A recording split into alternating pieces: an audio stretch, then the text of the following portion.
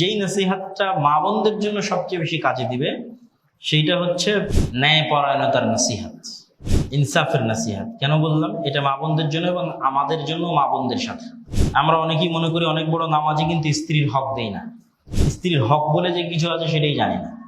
এবং মা বোনেরাও হয়তো মনে করছে তিনি অনেক কোরআন পড়ছেন, অনেক সালাত আদায় করছেন, কিন্তু ঠিকই গীবতে ব্যস্ত, অপবাদ নিয়ে ব্যস্ত, শাশুড়ির সাথে খারাপ ব্যবহার, স্বামীর বাপ মায়ের সাথে খারাপ ব্যবহার।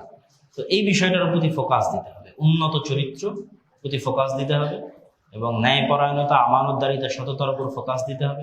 স্বামীর সাথে ন্যায়পরায়ণ আচরণ করা, শ্বশুর শাশুড়ির সাথে ন্যায়পরায়ণ আচরণ করা, ননদ যা ভাসুর তাদের সাথে ন্যায়পরায়ণ এবং সততার সাথে আচরণ করা। ঠিক তেমনি স্বামীদেরও কর্তব্য তাদের স্ত্রীদের সাথে, স্ত্রীর আত্মীয় স্বজনের সাথে, স্ত্রীর বাবা মায়ের সাথে ন্যায়পরায়ণতার সাথে আচার ব্যবহার করা। তাহলে সমাজ এবং পরিবার সুন্দর থাকবে।